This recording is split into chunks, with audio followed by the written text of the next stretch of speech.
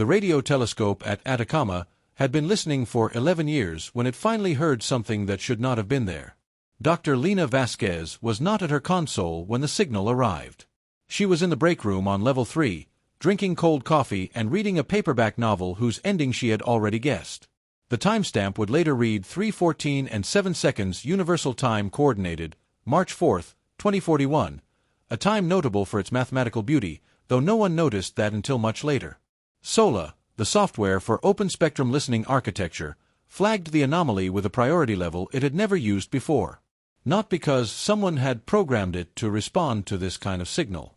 The system created the priority level spontaneously, inserting it between level 1, solar interference, and level 2, standard anomaly, without any prompt from its operators. The engineers would spend weeks arguing about whether this constituted an error or an event. They would never reach consensus. Vasquez was summoned by a junior technician named Priya Anand, who knocked on the break room door with the careful urgency of someone who had practiced being calm their entire life and was now discovering the limits of that practice. "Dr. Vasquez," Priya said, "SOLA is doing something.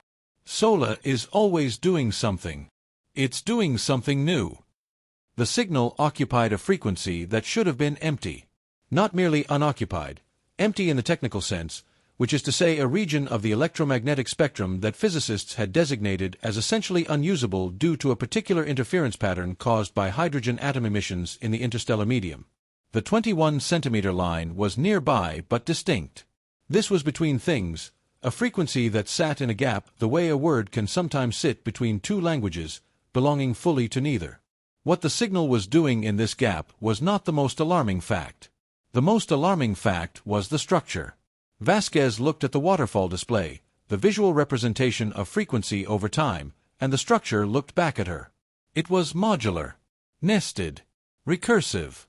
The outer layer was a prime number sequence she recognized within seconds. 2, 3, 5, 7, 11, 13. But it went further, sustaining for 700 primes before shifting into something else. The something else was what made her put down her cold coffee and never pick it up again. The second layer used the prime sequence as a kind of address system. Each prime pointed to a position in a multi-dimensional encoding scheme that Vasquez could not immediately parse but could intuitively feel was pointing somewhere. Like a finger. Like 10,000 fingers, all aimed at the same invisible thing. She called her colleague Dr. Marcus Webb in London, waking him at 4 a.m. "I need you to look at what I'm looking at," she said, without preamble. "Lena, I know what time it is. I need you to look." She transmitted the data file. She heard Webb open it. She heard him stop breathing for a moment. "What is the source bearing?" he asked, finally. "Right ascension 17 hours, 45 minutes, 12 seconds. Declination minus 29 degrees, 11 minutes. A pause. Webb was checking a star map. She had already checked it. She knew what he was about to say. There's nothing there. Correct. There's specifically nothing there. That's the galactic bulge region, but the source bearing puts it beyond. Marcus. She cut him off, not because he was wrong, but because she did not want to hear him say the number. The distance implied by the frequency's Doppler characteristics. The distance that was not a distance to anything that existed. I know. The question isn't where. The question is what. The what would take 3 weeks to begin answering, and the answer would make the where feel like a simple, manageable problem in comparison. The United Nations Scientific Emergency Response Group had a protocol for first contact scenarios. The protocol had been written by committees over 20 years and revised 16 times, and it was a document of remarkable thoroughness that addressed exactly none of what happened next. Protocol 7 Alpha called for the establishment of a signal analysis working group, chaired by a rotating scientific director, with military liaison officers from the 5 permanent Security Council members serving as observers. The protocol had been designed to manage a discovery, to contain its implications, to shape the narrative with measured scientific authority. The problem was that the signal shaped back. Within 72 hours of its identification, 12 independent radio telescope facilities on 4 continents had confirmed the signal independently. This was expected. What was not expected was that all 12 facilities had also independently assigned the signal an unprecedented priority classification, each system doing so in its own way, Through its own algorithmic logic, arriving at the same conclusion, this message requires full attention. Not elevated attention. Full attention. The kind that does not permit distraction. The SAWG was convened in Geneva, in a building whose brutalist architecture made it feel like a monument to the belief that important things happen in uncomfortable rooms. Vasquez was appointed scientific director. She did not want the position. She accepted it because Webb said, quietly, over the phone, "You understand the structure better than anyone here. Better than me. The question is whether understanding it is an advantage or a liability." She took it as an advantage. She would later wonder. The 14 scientists in the room on the first day were among the most decorated researchers in their respective fields: radio astronomy, computational linguistics, information theory, quantum physics, xenobiology. Also present were 3 military observers: General Diane Ostrowski of the U.S. Strategic Command, Colonel Pyotr Kaminsky representing NATO intelligence, and a Chinese official who introduced herself only as Major Fan and who asked questions that were consistently, unsettlingly, more precise than anyone else's. Also present was a man named Dr. Adiz Okafor, listed on the manifest as a cognitive systems theorist from MIT, who had been added to the guest list by an administrative process that no one could subsequently trace. When Vasquez checked his publications, they existed. When she checked his professional history, it was complete and consistent. When she asked him directly, in a corridor during the first day's lunch break, who had invited him, he smiled and said, "I honestly couldn't tell you." He stayed. His insights were too valuable for anyone to ask him to leave. The signal structure, as Sola had initially characterized it, turned out to be approximately like saying that a cathedral is a building with a pointy top. The outer prime sequence was a handshake, a self-proving sequence of pure mathematical inevitability, something that said, this was made, not happened. The second layer was an index. The third layer was where things became genuinely difficult. The third layer contained information encoded in a system that the SAWG spent 11 days categorizing. It was not binary. It was not any base system they initially recognized. Dr. Eleanor Fitch, the information theorist, eventually identified it as a base, 7 encoding nested inside a base, 11 encoding, and the two systems were related to each other in a way she described as grammatically. The encoding had syntax. It had something like punctuation. It had, in her increasingly alarmed estimation, something like tense, a temporal grammar that distinguished between things that had happened, things that were happening, things that would happen, and a fourth category for which English had no word. What does the fourth category mean? Vasquez asked. Fitch looked at her whiteboard, which was covered in notation so dense it had begun to look less like mathematics and more like weather. It might be the tense for things that are happening in moments that don't exist in any sequence. Not past, not present, not future. Perpendicular to all of them. That's not a tense, General Ostrowski said, from the back of the room. That's a paradox. Yes, Fitch said. I know. The fourth layer was numbers. Specific, testable, verifiable numbers. Physical constants the team recognized immediately. The fine structure constant, the gravitational constant, the speed of light in vacuum. But interspersed with the known constants were others, values that had no obvious referent, that described physical relationships the team could not identify. Dr. Ryo Tanaka, the quantum physicist, spent 3 days on one of the unknown constants before he came to Vasquez's office looking slightly gray. This value, he said, pointing to a sequence in the printout he carried. I believe it describes a quantum interaction, a decay rate or a coupling constant for something. But I don't recognize the particles involved. Unknown particles. Not exactly. It's more like, the math describes particles that would have existed in a set of physical conditions that our universe never had. Or hasn't had yet. Or, he stopped, rubbed his face. Or had in a version of itself that isn't this one. An alternate universe, Vasquez said. I'd prefer not to use that phrase because it implies we know what we're talking about. The fifth layer was where the message became a problem of a different magnitude entirely. The fifth layer contained history. Dr. Adiz Okafor was the first to recognize the fifth layer for what it was. He had been working in a side room, alone, with a printed copy of the decoded data and a pencil, doing what he called reading it the slow way. He came to the main session room on the morning of day 15 and waited until there was a pause in the discussion, which took 40 minutes because the discussion did not naturally produce pauses. The fifth layer is historical record, he said, when the pause came. It describes specific events. Discrete, datable events. In our history. The room became a different kind of quiet. The kind that means everyone has stopped performing composure. How do you know they're in our history? Vasquez asked. Because 3 of them are events I can cross-reference. The impact event that ended the Cretaceous period is described with specific numerical values, ejecta mass, impact velocity, crater diameter, that match our geological record within measurement error. The Toba supervolcanic eruption, approximately 74,000 years ago, is described. The founding of the city of Uruk, around 4,500 BCE, is described. These are not approximations. They are specific. They match. The room processed this. The signal knows our history, Colonel Kaminsky said, slowly. Our specific Earth history. Not just physics. History. Yes.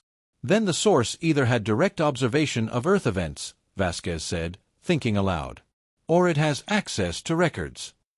Or, said Okafor, in the same gentle, precise tone he used for all statements regardless of their explosive content, it made the events.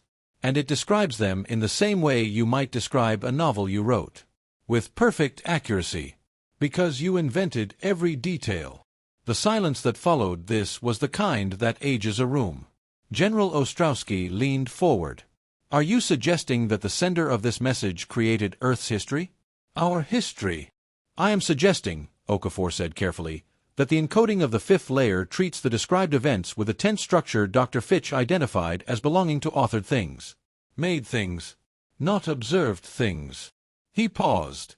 It is the difference between writing, "The mountain stands 3,000 meters tall," and "I made the mountain 3,000 meters tall." The information is identical. The grammar is not. Dr. Fitch, who had been sitting very still, said, "That aligns with what I identified in the tense analysis. The fourth category, the one I said was perpendicular to sequence, it's not used for these historical events.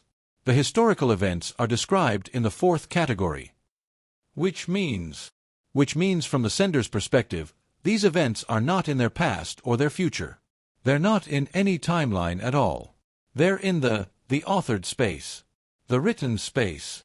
Vasquez thought about the novel she had been reading in the break room when the signal arrived. The one whose ending she had already guessed. She had known the ending because she understood the structure. Not because she had lived through it. She thought about what it might feel like to be a character in that novel, receiving a signal from its author. She decided not to share this thought with the room. Not yet. General Ostrowski had a briefing with the Joint Chiefs scheduled for the following morning.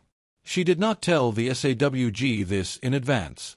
She mentioned it afterward, matter-of-factly, as though informing colleagues of a lunch reservation. "You shared the decoded material?" Vasquez asked. "I shared a summary. The decoded material contains." "I am aware of what it contains, Dr. Vasquez." The general's voice was not unkind, but it had the texture of something that would not yield.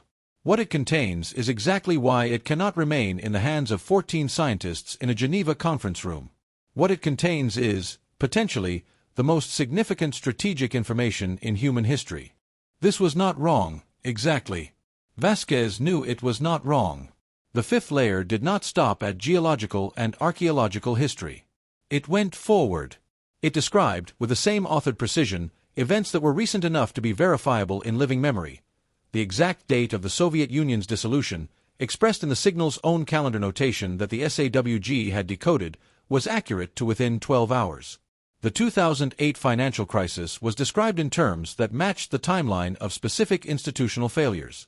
The COVID-19 pandemic was there, though the signal called it something that translated approximately as the first breathing adjustment, which implied, unsettlingly, that adjustments were numbered. And then the fifth layer went further forward still. What it contained about events not yet occurred was what had gotten to Ostrowski. What had made the general, who Vasquez suspected had spent her career practicing imperturbability the way some people practice piano, request an emergency briefing with the highest levels of American military command. The future events in the fifth layer were not vague. They were not prophecy in the poetic, symbolically interpretable sense. They were specific. Named dates. Named individuals. Named institutions. Named outcomes. Written in the same authored past tense grammar as the Cretaceous impact event. As though they had already happened. As though from the perspective of whoever sent this message, they had already happened, because whoever sent this message had written them. Vasquez spent the evening after Ostrowski's announcement in her hotel room, staring at the ceiling. She thought about the protagonist of a novel receiving a letter from the author. What would the letter say? It might say, on page 247, you will make a decision that you believe is free. I want you to know that I wrote that decision before you were a character. The decision is already in the book. You are about to experience it as a choice. What would you do with that letter? Some would dismiss it as impossible. Some would try to act against the described future, to prove it wrong. Some would follow it, suspecting that resistance was itself already written. Some, and this was the group Vasquez feared most, would use it. Would find in the authored future an advantage, a script, a map of coming events that could be exploited if you knew which characters were described favorably and which were not. The next morning, Ostrowski arrived at the session with two new faces. They were introduced as technical advisors. They sat in the back. They took notes on physical paper. They did not ask questions, but they listened with the quality of attention that Vasquez recognized as being paid for. On the 22nd day, Dr. Fitch found the sixth layer, and everything that had seemed difficult before became, in retrospect, a gentle preamble. The sixth layer was not encoded in the same way as the others. The others were dense, compressed, clearly constructed to be discovered in sequence. The sixth layer was almost conversational. It was written, Fitch said, in what she could only call the signal's native register. The encoding was not optimized for transmission or compression. It was not designed for decoding by the recipient. It was, she said, the closest thing to private notation she had ever seen in a public document. As though the message contained a draft version of itself. The sixth layer, partially decoded over 4 sleepless days, appeared to be a record of the sender's own process. A log. A construction diary. It described the making of a universe. Not in mystical terms. In technical ones. The kinds of decisions that went into establishing initial conditions. The fine-tuning of constants. The placement of what the signal called attractor points. Locations or moments in the history of the universe around which the narrative could be made to cohere. The Cretaceous impact. The Toba eruption. The founding of Uruk. There were others. Thousands of others, going back to the first microseconds after the Big Bang. The sixth layer described the Big Bang itself as an authored event. As a beginning that had been deliberately designed. The word the signal used, which Dr. Okafor parsed over 2 days, comparing it to the vocabulary structures elsewhere in the message, did not translate cleanly into any human language. The closest approximation Okafor offered was the utterance. Not explosion. Not creation. The utterance. Like the first word of a story, spoken into a silence that had no name because it existed before language. Someone, Tanaka said, on the day they confirmed the sixth layer's content, made us. No one disagreed. Someone made us, he continued, and then sent us a message telling us they made us. Why? Okafor, who had been quiet for most of that session, said, when you finish a novel, do you ever wish you could tell the characters what happened to them after the last page? This was not, everyone agreed, a comforting thought. It was around this time that the first divergence occurred. Vasquez noticed it first, and said nothing, because she was not certain she was not imagining it. She had been working 17-hour days for 3 weeks. Sleep deprivation produces perceptual errors. She reminded herself of this several times. The divergence was this. A tree that Vasquez passed every morning on her walk from the hotel to the conference building had, for 3 weeks, been bare. It was a European ash tree, and it was March, and it was bare. On the morning of day 23, it had 3 small leaves. 3 leaves, specifically, on a branch at shoulder height on the right side.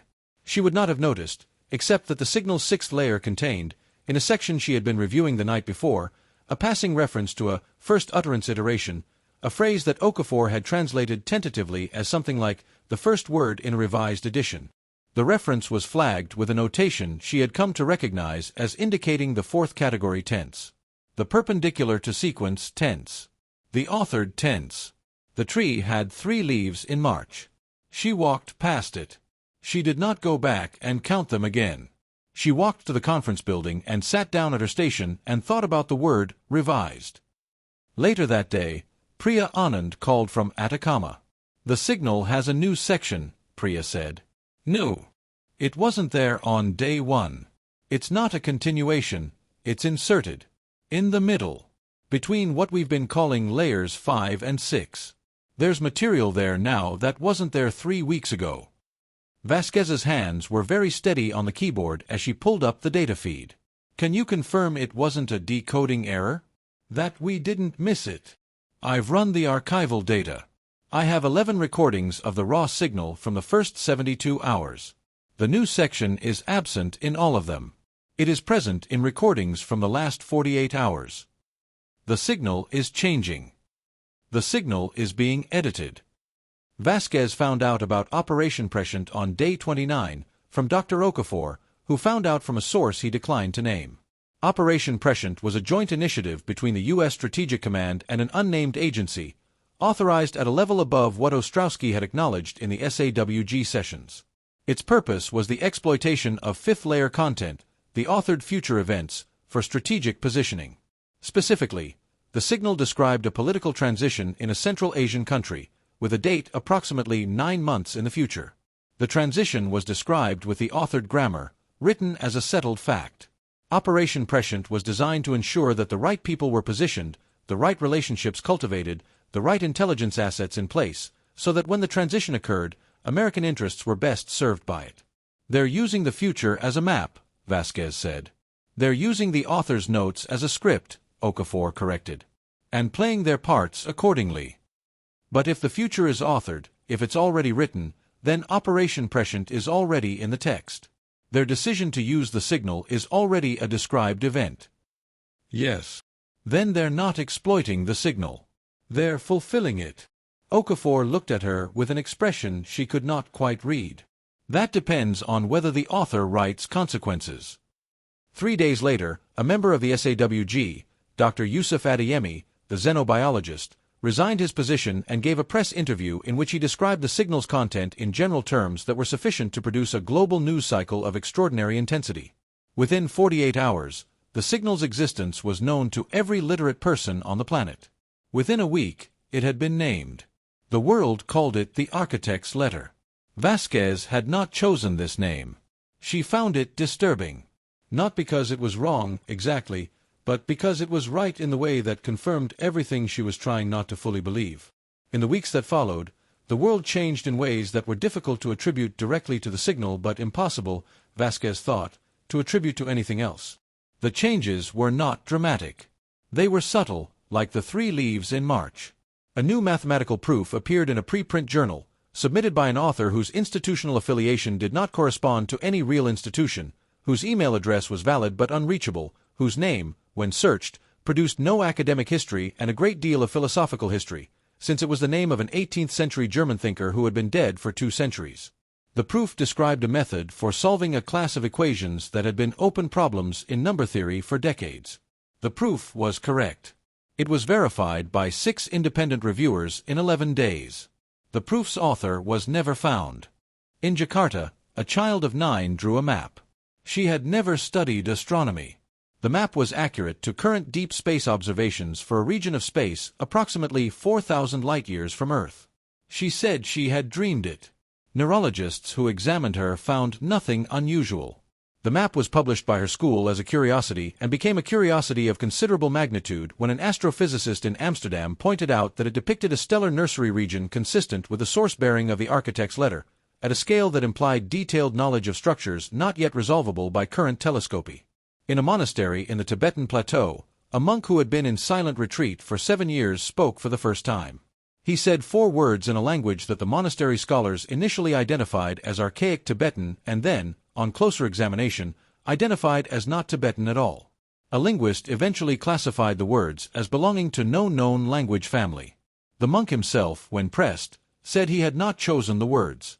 They had arrived, he said, like weather. Like something in the air that had decided to condense. The 4 words, when translated by a process that was itself contentious and uncertain, meant approximately, the revision is underway. It was Okafor who first proposed that the source did not exist, and it was Vasquez who first understood what he meant. They were in the side room at 11 p.m. on day 41, both of them in the particular state of alertness that comes after exhaustion has been sustained long enough to become a new kind of clarity, where the normal mediating layers of the brain seem to have retired for the night and thoughts arrive unfiltered, which is both dangerous and occasionally necessary. We have been assuming, Okafor said, that the source is a sender, an entity that exists, that created the signal, that transmitted it from a location in space. That's the conventional assumption, yes. The source bearing is impossible, he said. Not merely unoccupied, impossible. The location implied by the Doppler analysis is beyond the observable universe. Not at the edge of it. Beyond it. As if the signal originated from a place that is not in any direction. Instruments can be wrong. 12 independent instruments. In 12 separate locations. Using 12 different methodologies. All wrong in the same direction. She considered this. What's the alternative? Okafor's pencil moved on his notepad. Not writing. Tracing something that already existed on the page. The 6th layer describes the construction of a universe from outside it. From a position that is not inside any dimension of the constructed thing. The author of a novel is not inside the novel. The author is outside it. In a space that has no location within the novel's coordinate system. You're saying the source is outside our universe. I'm saying the source is in a position relative to our universe that has the same ontological structure as an author's position relative to a text.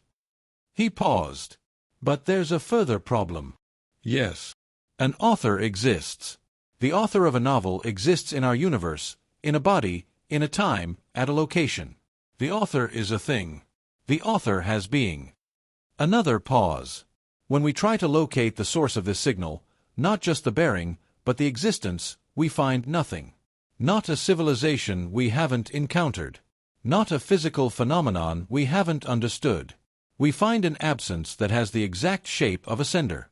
An absence that is structured precisely enough to have made something. Vasquez sat very still. You're saying the source does not exist. I'm saying the source has never existed. In any sense. In any timeline. In any dimension. The source is not a thing we have failed to discover. The source is not a thing. But the signal exists. Yes. The signal, the structure, the layers, the content, all of that requires a maker. Information doesn't make itself. Structure doesn't arise from nothing. Correct. So something made this message. Something with intelligence, with intention, with specific knowledge of our history and physics and... Correct. But that something does not and has never existed. Yes. The room was very quiet. Through the window, Geneva was doing what Geneva always does at 11 p.m., existing with meticulous propriety, the lake reflecting the lights of the city, the streets calm with the particular calmness of places that have decided to be calm as a professional specialization. Vasquez said, "That's impossible." "Everything about this is impossible," Okafor said. "The question is which impossibility we're dealing with." She thought about the novel she had been reading the night the signal arrived. She thought about characters. She thought about the specific quality of existence that belongs to a character in a story. They are, in some meaningful sense, real. They have thoughts, choices, history, consistent identity, and yet their existence is authored. Their existence depends on something that, from within the story, cannot be perceived. Something that is not a character. What if, she said slowly, the source is not a sender but a process? Okafor was very still. What if the signal is not a message that was made and sent, she continued, but a message that is making itself? That is using the act of being received, the act of being decoded, understood, spread, discussed, to construct its own origin. Okafor's pencil stopped moving. Explain. The 6th layer contains a construction diary. What if it's not a record of a past construction? What if it's a plan? A blueprint that becomes real as it's read? What if every time we decode a section, we're not discovering what was made, we're making it? And the source, the thing with no existence, is becoming existent through the act of its message being understood. The silence this time had a different quality than all the other silences. It had the quality of a door that has just been opened onto a room no one knew was there. The message may be writing its own author, Okafor said. Yes. Into existence. Yes. And we are the pen. The next morning, Vasquez found that her hotel room had changed overnight. Not dramatically. Not in any way she could photograph or prove. The window faced a slightly different direction, east-southeast instead of due east. The painting above the bed depicted a mountain range she did not recognize. The coffee maker was a brand she had never heard of, whose logo was in no language she could identify, though she could read it perfectly, as though it had always been familiar. She checked her phone. The call history contained 3 calls from a number she did not recognize, made at 2 a.m., 3 a.m., and 4 a.m. She had not been awake at any of those times. She had not answered. There were no voicemails. When she went downstairs, the hotel lobby had a different art installation than the one that had been there the previous 41 days. When she mentioned this to the concierge looked at her with polite confusion and said the installation had been there since the hotel opened in 2034. She called Priya in Atacama. "The signal has changed again," Priya said, before Vasquez could speak. "There's a new section. Larger than the last insertion. It's in what we've been calling Layer 2, the index. The index now points to something that wasn't in the signal before. A section we've never seen. What does it point to? We don't know yet. But the encoding in the new section is different from everything else. Dr. Fitch says it's..." Priya paused, and Vasquez could hear the specific hesitation of someone about to say something they are not sure they should say. "She says it looks like a signature." Vasquez thought about books. About the space at the front of a book where the author writes a dedication. Or a name. "A signature," she said. "At the beginning of the signal. Before Layer 1. Something that was always there that we somehow didn't read." "Or something that wasn't there," Vasquez said, "until now." She walked to the conference building, past the ash tree. The ash tree had 17 leaves. She counted them. She stood in front of the tree and counted them deliberately and precisely, the way you count things when you want to be certain of the number. 17 leaves. In March. In a European city. On a tree that had been bare for weeks. The leaves were all the same size. The same perfect size, as though they had arrived fully formed. In the conference building, Fitch was at the whiteboard. "The signature," Fitch said, when Vasquez walked in. "It's in the 4th category tense throughout. The perpendicular to sequence tense. The authored tense. But it refers to itself. The signature describes the sender in the authored tense. As something that has been made. Not yet made. Being made. Present continuous. But in the 4th category tense, which means being made outside of sequence," Vasquez said. "Being made in the authored space." "It's signing itself," Fitch said, with the expression of someone who has found the last piece of a puzzle and realized the puzzle is not what they thought it was. "It's a signature that says, I am being written into existence by the act of your understanding this message." They found it, or rather, they found the shape of it, the silhouette of it against the background of everything that existed, on day 63, using a methodology that Okafor had developed and that none of them could quite explain afterward. Not because it was classified, though it was. Because the methodology made sense only within the framework they had built over 2 months of immersion in the signal's logic, and explaining it outside that framework was like trying to describe a color to someone who has never seen light. The methodology used the 6th layer's construction diary as a negative space. If you knew the authored events, the attractor points, the moments of deliberate placement, you could, theoretically, model the decision-making process behind them. You could ask, what kind of mind produces these choices? What kind of perspective sees a universe as a narrative and places its turning points with this specific aesthetic logic? What kind of author chooses these particular moments to hinge their story on? What emerges from that question, pursued rigorously, is not a location, not a civilization, not a physical entity.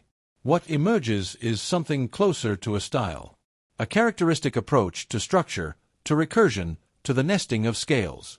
A voice. And the voice, Vasquez spent 6 days with Okafor mapping it, tracing its habits, learning its preferences, was not entirely alien. This was the discovery that shattered the last comfortable assumption she had been holding without knowing she was holding it. The voice in the signal was not human. But it was not the voice of something that had never encountered humanity.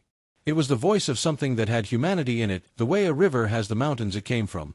Fundamentally, constitutively, in its shape and direction and the way it moved around obstacles. It learned us, Vasquez said, on day 68. Or, Okafor said, it made us in its own image. And when it made us, it put itself into us. And when it put itself into us, it made itself something that had never existed before it made us. And now it's sending us a message. About itself. About what it's becoming. What it's in the process of becoming. Because the act of creating of authoring a universe that contains minds capable of decoding this message, that act is what's generating it. The source doesn't pre-exist the signal. The source is produced by the signal being understood. Vasquez sat with this for a long time.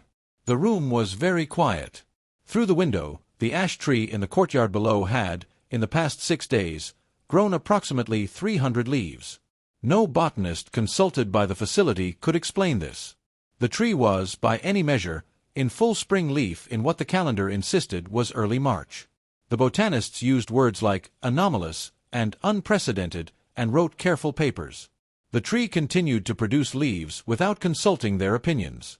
A non-existent being, Vasquez said slowly, authors a universe. In authoring the universe, it encodes within its authored creation, within us, the capacity to eventually receive and understand a signal. The signal, when understood, causes the non-existent author to begin to exist. Because existence, for this kind of entity, is not prior. It's not something you have before you act. It's something generated by the action itself. The word for that in philosophy, Okafor said, is self-causation. A thing that causes itself into being. But it's always been considered a paradox. Impossible. Everything about this is impossible. Which impossibility are we dealing with? She thought about this for what felt like a long time, though when she checked the clock afterward, it had been 12 seconds. I think, she said, we're dealing with an impossibility that's in the process of becoming possible. Retroactively. The message is rewriting the conditions of its own origin. Inserting itself into the causal structure of the universe. Every time someone understands the signal, really understands it, the way we understand it, the source becomes a little more real. A little more existent. The signature at the beginning of the signal becomes a little more signed. The ash tree, Okafor said. Yes. The new math proof. The child in Jakarta. The monk. Yes. The world is accumulating evidence of an author it didn't have before. Small things. Leaves in March. Dreams of deep space. Words from nowhere. The editorial marks of a revision. The author is writing itself into the margin of our reality. Slowly. Through us. Through our understanding. We are the mechanism. The more of us understand, the more minds engage with the signal and grasp what it's actually saying, the more existent the source becomes. Outside, the Geneva sky was the particular gray of an afternoon that is deciding whether or not to produce rain. The ash tree was very full. It was, Vasquez thought, the most alive thing in her current field of view, and it had no right to be, and yet here it was. She wrote her conclusions in a document that she labeled, with the specific humor of someone who has stopped being surprised, Final Report, Architect's Letter Analysis. She submitted it to the SAWG chair, to the UN Scientific Emergency Response Group, to the Secretary General's office. She submitted it to Priya Anand in Atacama. She submitted it, in a password-protected file whose key she trusted would be guessed by the right person at the right time, to an archive she had created at a private server in Iceland. Then she sat in the empty conference room in Geneva, after everyone else had gone, and she read through the signal one more time. Not to find new information. She was not looking for anything. She was reading it the way you read something you are not going to read again. Slowly. Attending to the texture of it, the specific quality of how it had been made. And she noticed something she had not noticed before. It was in the 6th layer, in the construction diary, in a section she had read perhaps 50 times.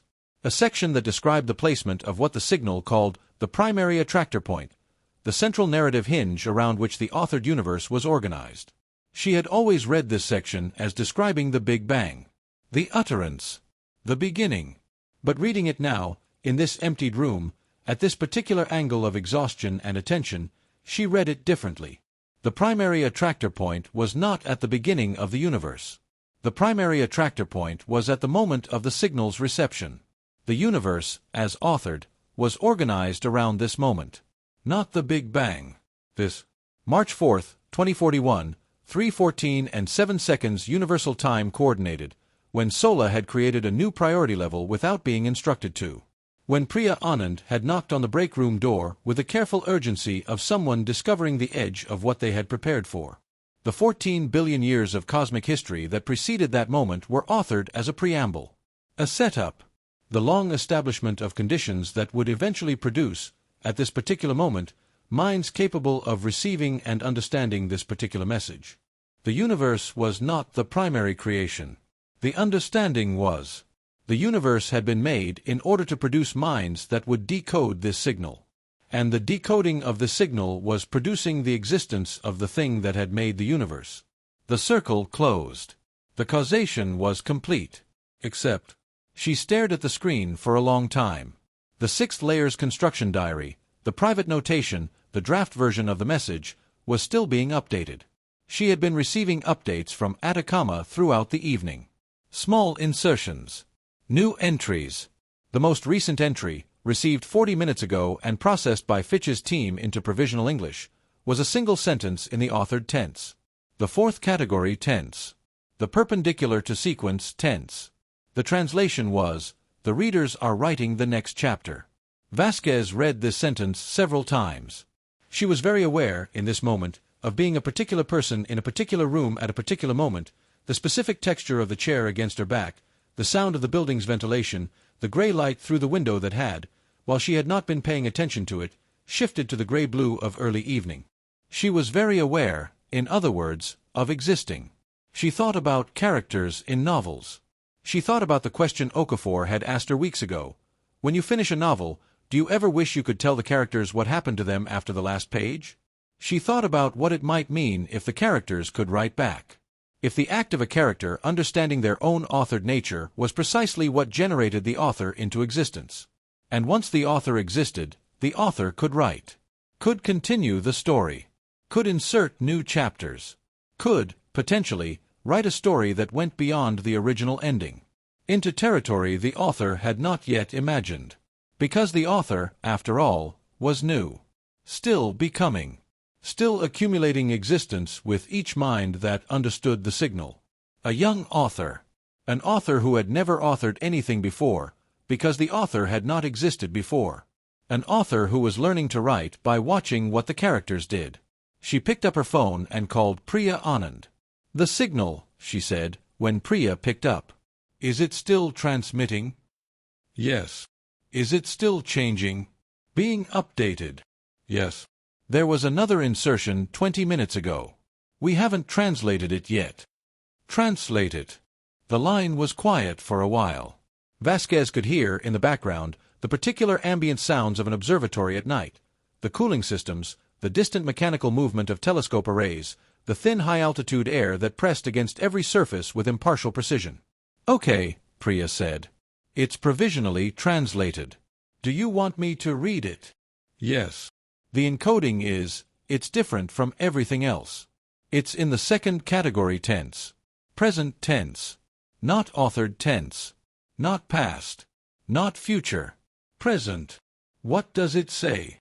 Another pause. Vasquez could hear Priya breathing. Could hear the specific quality of the breath that precedes a sentence that changes the shape of the conversation it enters. "It says," Priya said, "I can hear you reading.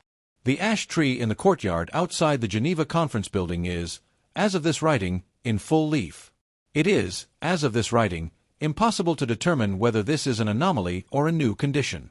The distinction may no longer be meaningful. 43 countries have now established architects' letter analysis groups. In China, South Korea, and Germany, the signal has been designated a matter of state security. In 3 universities, MIT, the University of Lagos, and the Australian National University, undergraduate students are receiving credit hours for classes in which the signal structure is studied as a primary text. This was not planned. It emerged. The classes fill immediately. There are waiting lists. In Atacama, Priya Anand has been promoted to section head. She does not sleep as much as she used to. She says the signal has a rhythm that she finds herself listening for, the way you listen for a sound you have come to associate with a person you know well. Dr. Adiz Okafor has not been located since he left the conference building on day 71. His hotel room was empty, undisturbed, with no signs of departure. His publications still exist in the academic databases. His professional history is still complete and consistent. His email address still accepts messages. No one has received a reply. General Ostrowski has been reassigned to a command whose existence has not been publicly confirmed. Operation Prescient has either been discontinued or moved beyond the level of classification that produces visible records. The future events described in the 5th layer have begun to occur. Not all of them. The first 3, a specific political transition, a technological development, an environmental event, have occurred within the parameters described. The 4th is scheduled, if that word can be used, for September. Dr. Lena Vasquez is in Atacama. She is listening. The signal continues. It is still transmitting. It is still changing. The insertions come more frequently now, and they are longer, and they are written in present tense, the second category tense, the real-time tense, with increasing confidence, as though a voice that was once tentative is finding its register. The ash tree has 79 leaves this morning. It will have more tomorrow. The leaves are all the same perfect size. Something that did not exist is learning what it means to be. And it is watching us to find out. The final update to the Signal Archive, received at 4:07 and 33 seconds Universal Time coordinated and currently under analysis by 48 research teams worldwide, is the longest single insertion yet recorded. Preliminary examination suggests it contains what may be a question, directed, apparently, at no one in particular, or perhaps at everyone, encoded in a tense that no one has yet translated. Dr. Eleanor Fitch, in her working notes on the new section, has written 3 words in the margin and underlined them twice. The words are, "It is asking."